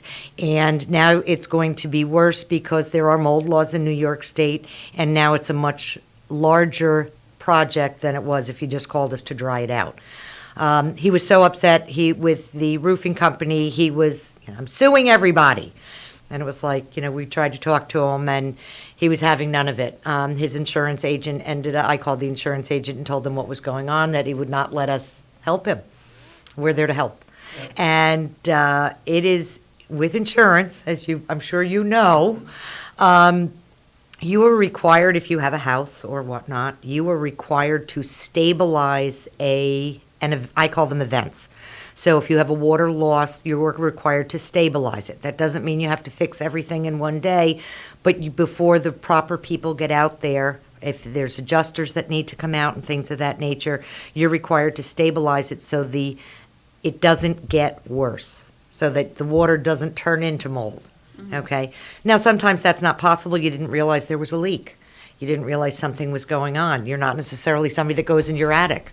But with these storms, of course, going through, and I was listening to Central Hudson and talking, it's really important. If water, for example, is in your basement, depending on if you live in an older home, look where your outlets are. If they're now they have to be 12 inches, a certain height up, okay? This room, they're code. But in a lot of the older homes, they're on the floor. So if you've got an inch or two of water, theoretically, your electric is compromised. All right? You don't want to be walking through, just like he was saying, you don't want to be walking around these wires that are outside. You don't want to be walking around in your home. You know, that hair dryer shouldn't be next to the bathtub. So it's the same type of thing. Now, how do you, like, for example, I mean, this week we've been bombarded with storms and, you know, there's quite a bit of damage just in the brief drive here this morning. How are you able to respond? So like during these times where it's, you know, not normal day of business. So we're 24/7. Okay, so if you call right now or you call at 3 o'clock in the morning, you're actually going to get put through to a technician that's on call. And depending on the severity or what needs to be done, will come out right then and there. It's like a triage system. Yep. So are you, like, do you contract with other contractors or everyone's part of Pure Clean? So everybody, our employees, we do not, that's not saying that we couldn't or so hire other people, but we do all of our own work. So we do not subcontract. We are all employees. Pure Clean is a franchise. However, it is independently owned. There are 3 owners, John Beaver, Sean McDermott, and Andrew Rankel. We actually have 2 locations. We have one here in Kingston, right on Washington Avenue, behind the Olympic Diner. And our other one is in Poughkeepsie at 66 Fireman's Way. So we actually have 2 offices, and we provide services to 8 counties. Wow. So under your franchise, how many people are employed? Under ours, currently about 20. There's about 20 of us. And we're just like everybody else. When you start talking about, we're all looking for employees. Yeah. I was going to ask yeah, that. I we're was all like, looking- maybe there's one sector that isn't struggling I think and looking for people. Unfortunately, every sector is affected. We are, like right now, we are booked. We are booked solid. And so obviously if there's an emergency call, we're on preferred vendor lists with certain insurance companies. And if we get a call from our preferred vendor, being a preferred vendor, we have to go. And so you're hiring if anybody is looking for a job. We are hiring. Okay. And, you know, I tell people it's a dirty job, but somebody's got to do it. Yeah. I can tell you that we have a really good team, and they like doing what they do. I know, Fran, you've got to scoot head to out, work. so And I've really enjoyed spending the morning with you, Dan. Absolutely. This has been great. And thank Mo, you. I It's could- great to see you. Yes, and thank you. Give Christine my best. I'm sorry I'm missing her. thanks for not But yeah, thanks. making me sit here and Thanks talk to for myself for an having hour. me. Thanks for having me. And Mo, I could listen to you all day. Thank you. And it's always a pleasure to see you. I'll see you soon somewhere. Yes, I'm sure. The Yes. next- the next Be well, ribbon all. Have a great day. Thanks, Fran. Safe travels. So you're hiring, of course, like everyone else. And I tell people, you know, it can be a career. It's not a job. Sure. And a lot of times people are looking, you know, I don't want to just get a job. What can they'll actually, you know, once you've come on board and you've shown that, you know, you show up for work and you enjoy what you're doing, they actually pay for your training. And this is training that you can take with you theoretically wherever you go. Well, you know, and I know the owners of the local franchise, and I've known them for a long time, and they're part of this community as well as you are. And you know, I remember seeing John and Sean at chamber events, and you know, so it's nice to hear that and see when you got local people. Might be a franchise business that people may not truly understand. That it is locally owned, and you know, we started talking before we came on about the other side. I know your husband's in the construction business, and you know, the real estate market here locally just crazy continues to go through the roof, and contractors are in super high demand. I was lucky to just finish 2 bathrooms not too long ago that I had in the works for a long, long time to get done. But just be interested to hear what you're seeing on that side of the business. So when you talk about the housing market, it's unbelievably insane, and people are doing crazy things. So they're doing things like they're forget about the pricing and so on and so forth. Things that I'm seeing that are coming through to us is people are waiving their home inspections. Left and right. And the bottom line is then they find mold on the property. And, of course, they want it to get taken care of. There are mold laws in New York State, which we explain to them and whatnot. And they don't understand that, this isn't some mold. There's small projects and large projects. We just did an extremely large project. I felt so bad for the couple. They waived the home inspection. They had been looking for over a year and a half for a house. They found what they thought was their dream home, and woman was pregnant, and they had a horrible mold issue. Horrible. And now she's about to give birth, and you want to move in and have your house pretty and clean and whatnot, and we're taking down walls and to get to it. We're here to help. Contractors, it's just crazy. My husband's a contractor, as you said, and people call him, and he's booking next spring. Yeah. Well, he'll come and look at your project to see if it's something that he wants to get involved in. He physically can't touch it till next spring. And people are calling all the time, and they say, well, I've got somebody that can start on Monday. I mean, I'm not going to say anything, but oh my gosh, if somebody can start on Monday, maybe they have a small opening and you got lucky, I'd be leery because everybody's busy. Yeah. Everybody's busy. I mean, I just you talk about projects, you had your bathrooms done. I needed some wallpaper taken down that I've probably been looking at for 6 years that have been driving me crazy. Wasn't installed right in the first place and started to lift. Well, I spoke to somebody at Christmas, and he said, I said, it doesn't need to be done. I've been living with it like this. But when you've got a window, it's a week job. Just call me. And he called up and he said, we'll be there on Monday. I said, okay. Yep. That's great. So I got it. It's definitely a challenge, and, you combine that with, fortunately, it looks like the cost of products is coming down now, but it's... Oh, it's not. Oh, it's awful. It's been a really, really interesting time to watch in Kingston, and I hope it's all for the good. I do too. It'll be interesting to see, what goes. But good things are happening all around us. You said, talked about community.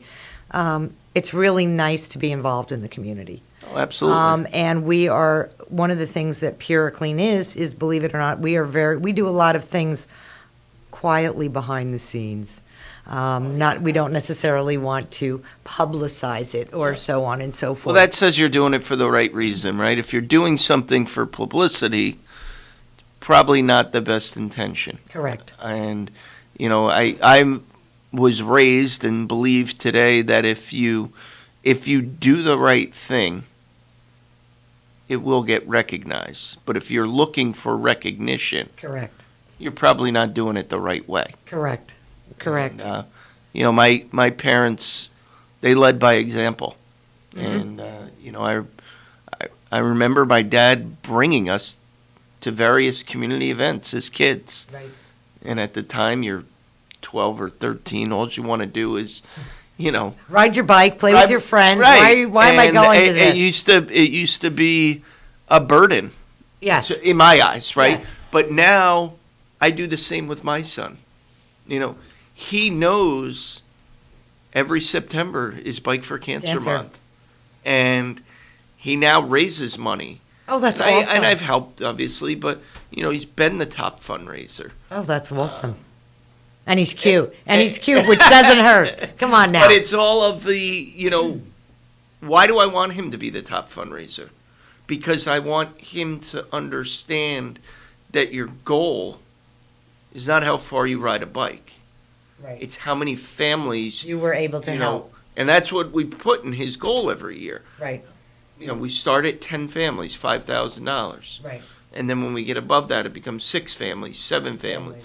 And I'm constantly saying to him, you helped 8 families this year. Yep. Or, and it's we, but I want him to take ownership of it because now Dad's looking to take a step back from the fundraising and have him take over. Right, So, yeah. Oh no, it's important to teach your kids. yeah, these things. I'm looking at the clock and time flies when Yes, it does when we're having fun. rolling along. So, Mo, wanted to thank you for coming in. I know it was short notice. Absolute pleasure. When Tony asked me to pitch in, he failed to tell me that I needed to get guests and this and that. I'm like, Tony, it's like Sunday. I'm like, what are you talking about? So, thank you, Mo. Pleasure. Larry, I think we're going to take a quick break. Yeah, let's go to break, and then we'll come back with Christine. That sounds great. Okay, great. Mo, thanks Mo. again. My pleasure. All right, take care.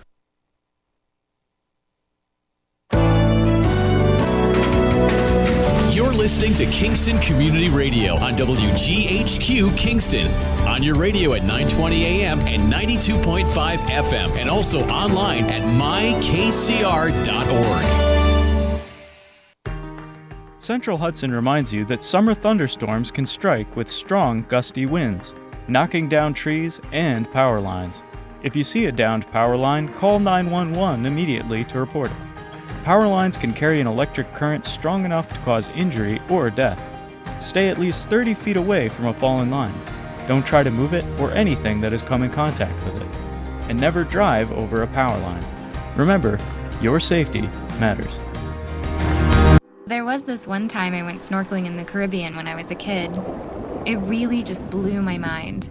We saw the most beautiful corals.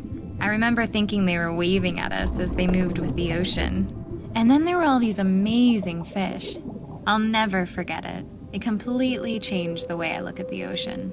Most of us have a memory of being in nature we'll never forget.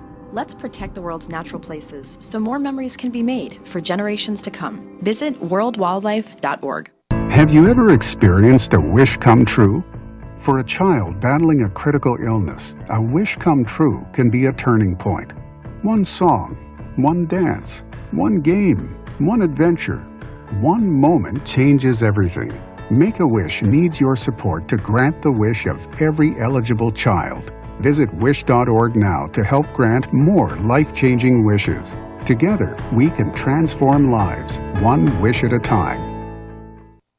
This is the story of Daniel, who was born 2 months early. His lungs weren't ready. His heart wasn't ready.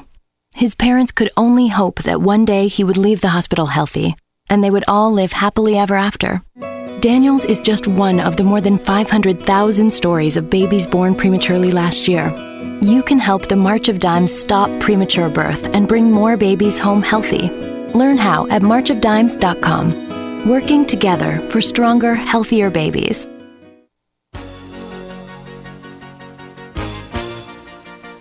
Hi, this is Winnie from the Rosendale Seniors, and I support Kingston Community Radio, and so should you.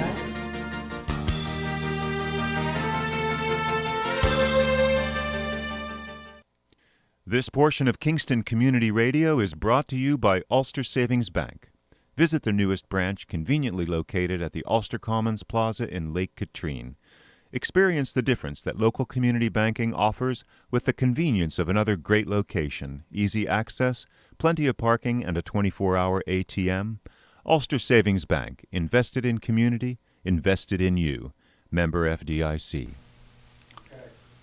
Good morning and welcome back. This is Dan Gruner. I want to thank Frandy Petrillo for joining me this morning as we fill in for the legendary Tony Marmo and Val Dwyer. Fran had to exit to get to work, but appreciate her. As of 2 days ago, I was doing this by myself for 2 hours, which was a little bit. I would have been here to help you, but yes, to have an extra co-host and a couple guests always makes the morning go a little easier. So. Yeah, so we're in the home stretch here, and I want to welcome Christine Hine. Hi, how are you? Doing great, thanks, and thanks for coming in. I know we reached out to you kind of last minute, but this is your natural environment, so I feel like it's been a long time since I've seen you. I know. I don't think I've seen you, I think pre-COVID, right? Unfortunately, that seems to be the the It's common like a year and a half, right? I mean, it's that's but a while. my office is not far from People's Place across the street, and I can certainly see how busy you've been. Yeah, we've been extremely busy. So, we keep doing I am so proud of the volunteers and the very tiny, small staff that we have. We never closed. We stayed open. I mean, we were closed for holidays and little things here and there. We did close when we had everything deep cleaned, and a few times we had Pure Clean come in, and Pest Master came in and cleaned and sprayed everything when at the height of the pandemic. But other than that, we stayed open through the entire thing and slammed as far as the food pantry went, especially last year this time. But it's through every storm has a silver lining, right? Yeah. And through COVID, we learned a lot about people, and I've always known our area was extremely generous and kind and welcoming, and I know that every place has little issues here and there, but I think that we live in an incredible community where people came out and really tried to help each other. One of the things that happened was Kingston Emergency Food Collaborative was born and kind of rose through COVID, and we've partnered with them, and People's Place has been able to do home deliveries for homebound individuals through the help of Kingston Emergency Food Collaborative. They coordinate all the drivers, and then we've gotten it down to once a week. It was 5 days a week, and now it's once a week. We pack groceries for people that can't make it to the food pantry because they either, for a while had to stay isolated, because of COVID. Or they have no cars. And the thing that's come from this is, we always sort of knew there were some people who were homebound, and how do you get food to them? How do you get groceries to them? And so this is something wonderful that has come out of the pandemic. We have this new system in place, which I think is great for folks. And if people are out there listening and you can utilize this service, you can give us a call at People's Place, 338-4030, and we will give you the number and connect you on how to get on the delivery line. Yeah, and I can say, People's Place is dear to my heart. My mother was a longtime volunteer, and I volunteered there as a kid, under her guidance. So I still remember early on, as I mentioned, our office across the street, and I was still going to the office every day. And there was one day you hosted something, and the line was down the street. That was was it down the street, around the corner, Yes. and all the way to Clinton Avenue? Yeah. That was when we gave out, we had a free pop-up meat market. Yes. And we gave out, oh my heavens, I think it was 60,000 pounds of protein, meat and items. it was interesting. That stuck in my mind. And then, one of our employees had said around, before Thanksgiving, that a fairly new employee to us wanted to give back to a local organization. I just, let me know what you're thinking. And I think maybe it was, I don't know for certain, but maybe the first time she had done something like this. Uh-huh. And so she chose People's Place. And I asked her before I gave her a check, I said, why did you choose People's Place? And she said, because they help people right here. Right. We are a local, not-for-profit. Yeah. And so I gave her a check, and I think it was more than what she was expecting. And Thank you so much. We're extremely grateful for that. And she said, well, geez, I said, it's one of the organizations that's dear to my heart because it taught me as a kid. Unfortunately, we don't all have the same opportunities and things. And, I commend that, leadership is what drives an organization, right? along with many other components, but I know you're humble, and that's why I said that. But your leadership the last 15, 16 months has been very evident to the community. And everything that you've accomplished. And, I will drive by and, Thursday nights there's a group that meets at Keegan Ales after work, and I'll see some of the volunteers that it just brings a smile to my face because they're my parents' friends that have been there since I was a kid. The Netters and the Matthews. And, yes. Judy and Mary and Marie Gardner. I mean, so many of these volunteers are phenomenal, and that's why I always say that we're really a volunteer-driven. The volunteers are the life force. So my brother volunteered for you guys one day. He was tired when he got done, wasn't he? Well, we grew up with the Netters, right? My brother AJ and Paul Netter, great friends. Mary Jane was my age. Paul's a huge supporter of what we do too, and he doesn't even live in our community and anymore. nobody would even know it. And he's doesn't a huge forget his roots. He's a huge supporter of our bike ride too, and so AJ called me, he's laughing. He said, "Oh, you'll enjoy this." We grew up in the same neighborhood, so we spent a ton of time at the Netter house. The Netters had 8 kids growing up, and Mary ran a tight ship. She still does. Yeah, so he says to me, he goes, She's "I was phenomenal. at People's Place volunteering yesterday." He says, "Man, there's a lot going on there." I said, "Oh, really? Who was there?" He says, "Well, there was this person, this person." He goes, "But Mary Netter was in charge." She is. She's a force, and I'm so grateful to have her. Oh, wonderful.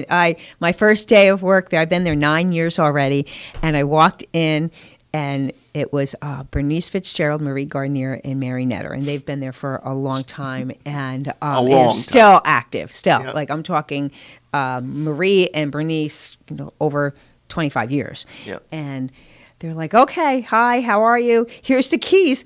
Goodbye. Don't wear flip-flops." I'm like, "What do you mean? You can't leave me." No, you have to stay. Yes. So, I quickly learned the art of begging. Well, it's been phenomenal, and it's great to have, I'm a true believer that it's great to have people who have been there with you for a long time, and it's also wonderful to have new blood. Absolutely. And it's important for both to work together, to learn, to know why certain things were done a certain way, and then also have new eyes to see, I can see how that is. Maybe also we could do this or the next thing. And I think that's what's great about People's Place is that we're always looking at what we can do to help the community, and what is there that are we still doing things that are needed, and are there other things? And that is the other thing that I think COVID really shone a light on for everyone in the community, not just folks who use a service such as ours. And part of that is the mental health of individuals. And I don't mean mental health that people need professional help. And there's a lot of that too. And personally, I think everyone should get a little mental health once in a while. And but what we saw were just simple things. There's a need for simple skills to help individuals just in their overall wellness. And so out of that is born the Wellness Empowerment Center, and that will be opening on Monday. We're having our ribbon cutting Monday at 4:30. Anyone's welcome. It is in what used to be a gym a long time ago above where our community cafe is. So it faces Broadway. Sure. Yeah, where the old boxing club was. Correct. Yeah. So it'll be upstairs, and it's called a Wellness Empowerment Center. I'm extremely grateful to the mayor of Kingston and the Common Council, because I applied for a community development block grant as a seed grant to start this program, and to kind of give us a little boost to get things we need for it, and some operational costs for it. And they approved our grant. So therefore, we were able to go through with it. And if you indulge me for a moment, I'd like to just explain what it's going to be. Absolutely. All right, awesome. So the overall purpose statement for the Community Empowerment Center is striving to enhance the quality of an individual's life and help them build a stronger, healthier future through wellness classes, health screenings, nutritional guidance, alternative health modalities, and financial education. So I really feel that the key word in this center is the word empowerment, because what we are going to try to do is offer workshops to individuals. It's open to anyone in the community, with a special emphasis on low to moderate income households, the folks who come and use People's Place for other services that we offer. But if you don't use People's Place, you're unfamiliar, this is a good stepping stone to find out about the different programming that we offer. We have 23 different programs that we offer, ranging from food to clothing to life essentials, and now to the wellness component of it. So we kind of made it fun and made different days. So Mondays are going to be Mindful Mondays, and Tuesdays are Tasty Tuesday. Wednesday's Wellness Wednesday. Thursday is Thriving Thursday, and Friday is Fiscal Friday. And so we'll be offering different classes every week, and you'll be able to go online. I worked with our webmaster yesterday. Mike Rice is phenomenal, and he really has taken People's Place under his wing. We're very fortunate for his guidance and support with our website, and he's adding a new page that will highlight all of the different folks in the community who are donating their time to offer these classes. So for example, on Mindful Mondays, we are partnering with, just to name a few people, the Yoga House, and she's going to be offering yoga classes in the morning. And on Wednesdays, we have some different health individuals throughout the community. Julie Colati from Buys by Colati, I believe John Perry from Signature Fitness, Mary Tuma I met with yesterday, to offer physical fitness type classes. But everything is all at a beginner's level. No way should be intimidated on coming and learning about different skills that you can take, learn and then take back with you. Tuesdays will be Tasty Tuesdays, so we're working with a few different nutritionalists. And to kick it off next week, for Tasty Tuesday, we will be bringing back our Chef Challenge. And so that will be in the parking lot. I remember that. Yeah, it was a little hiatus last year. Yep. But new and improved Chef Challenge. We work with the Culinary Institute of America, Bobby Perillo over there. He's phenomenal. And we have the free farm stand every Tuesday morning. So anyone from the community that needs produce can come and pick up what we have. So the Chef Challenge is much like the TV show Chopped, where the chefs are coming in and they'll see what we have and make salads and whatever it's going to be, different dishes. And so what we try to do is throw in a few what would be considered food bank staples, things, or food pantry staples, things you always can get at a food pantry: pasta, peanut butter, salt, pepper, tuna fish, maybe chicken, something like that. And so they use those for the bases, and then they pick what we have off of the farm stand and make different dishes. And it's so amazing to see the different chefs make different dishes. Graziano's going to be there from Downtown Cafe. He's been doing it. And Brandy from The Anchor, Brandy Warder, so she's going to be there. And then a new twist that we're offering this year, too, is we're going to have some students from the culinary make smoothies and also mocktails. Very good. Yeah. So it's always something.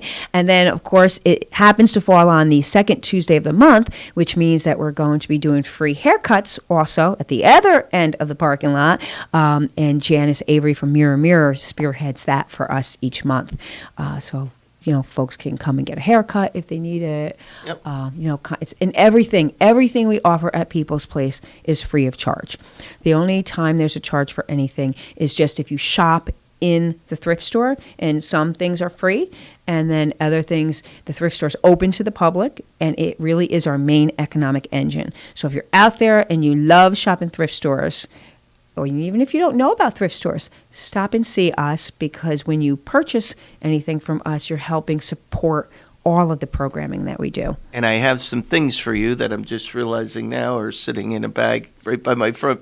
Yeah, you went out. Well, you're close by. You can drop them off. I know, and I will. I did some cleaning. I have some lightly used cleats and baseball gloves and things that hopefully you could use. Yeah. I just listening to your new program, a lot of great things in there. What struck me is, you've taken the initiative to address kind of the whole person, right? Yes. We Fiscal feel like Fridays. this is completing the circle of what we hand out. And this wasn't a willy-nilly decision.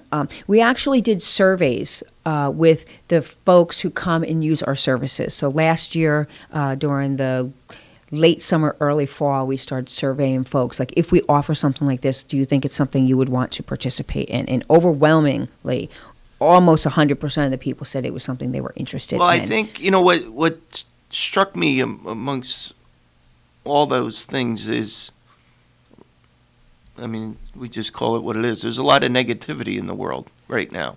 Yeah. You're doing the complete opposite of... You have to make a decision every day You on how surveyed you look at the people world. to find out what they need. That's step one. Yeah. Now you did something about it. Right. And you're bringing compassion to that. I hope anyone that's listening would gather that same message that, this is what we need. Right. And I It's hope, not, who's right and who's wrong and what's good and what's bad. And, we all have to come together. And, I will never forget a line my Uncle Paul told me. I called him years ago to ask him help me get a sponsor for the Bike for Cancer Care. And he says, boy, people are going to start crossing the street when they see you. And I said to him, I'd cross with them. I'd cross and I'd continue to ask. Because I believe in what we do. I joke in my family that people run and hide from me when they see me coming. But I think when you believe in what you do, and and Mo Gibbons and I were just talking about this, when you do something for notoriety, you're not doing it for the right reason. Correct. When you do the right thing to help people, you'll probably get some notoriety. And it's just so refreshing. I haven't seen you in a long time, and I watch from afar what you do, and you're never stopping. Yeah. Well, things you just have to look at the world with your eyes wide open. And do we have issues? I hope everybody just heard that. Yeah. Well, and everybody has to get along. And I think the one thing that maybe the pandemic also did was people who thought that they were okay found out really fast that they weren't okay. And we saw last year over 1,200 new families that never used our services before come to us for help. Because they were working, and they're working people, and they lost their jobs. And, statistically across the country, people don't have 2 months worth of savings to be able to live off of. And that's the key with People's Place. If you surveyed and spoke to the people who came to us, the overwhelming majority of folks have at least one job, if not two. And I'd like it's hard to survive. Before we run out of time, something we opened the show with, I read it last night, and it's on the cover of the Freeman today, that our county executive, Pat Ryan, who preceded your husband, is formally and publicly now calling out Westchester Medical Center for the removal of the mental health beds here in Kingston at Health Alliance. This is not about politics. This is about what our community needs. Correct. I said earlier, I'll say it again, I commend Pat for his stance. And I don't want to, I'll put you on the spot, and if you don't want to comment, that's okay too. But, I know you see things every day. Mm-hmm. At the ground floor level in our community. Westchester Medical has absolutely zero ties to this community. Mm-hmm. And to me, it's a complete disregard for what our community needs. I will choose not to go down that path right now with why we have Westchester Medical Center. No, and I'm not looking for that. People needed to go into their eyes wide open, and maybe that. I'm asking more for the I want to need. make sure of and be very clear is the Wellness Empowerment Center is not in any way a replacement for professional medical help. This is about people's health and kind of what kind of things they can learn on their own to help them lead a little bit healthier. We all need a little check-in. Sure. Like I maybe should go to the meditation classes because I can't sit still for 3 minutes, and I'm like, I can't do that. But but we'll be offering things like that. But also, our own Dan Gatos from here is going to be teaching a sound therapy class, which is going to be really awesome. And we just have community folks from all over the place. Keith Bennett is going to be doing a movement and meditation class, which is really wonderful. If you're out there listening and you have some special skill that you would like to let us know, to start out for the first part, through this year, the Mid-Hudson Valley Federal Credit Union is going to be doing financial education classes on Fridays. So we really are looking, we're in contact with Oracle to be doing Narcan training. We're reaching out to medical professionals to offer blood pressure screenings and glucose screenings, different things that folks can kind of just have us as a check-in and a springboard. Journal writing. How do you journal? I don't know. You know how many journals I have sitting in my house? They're all empty. They're really pretty because I'm out and I'm like, oh, I'm going to do that. And then I never do. But I can't be an anomaly. There has to be a lot of people out there like me that you don't know where to start. So we're hoping that that's what this will do. And it will also offer an experience because it's not just go to the class, do meditation for 15 minutes and leave. You'll get to talk to the instructor. We're going to have a snack shack within it. So after the class, we're going to offer, whether it be smoothies or granola bars or tea or something like that, and a little giveaway and instructions on what were talked about that day at the workshop. So it is open again to the public, so anybody that wants to come can. They can call our number, 338-4030, to make an appointment, a time slot, because we're going to limit it to only 10 people at a time. Or they can go on our website starting this weekend at peoplesplace.org. And we'll have a page dedicated to the Wellness Empowerment Center.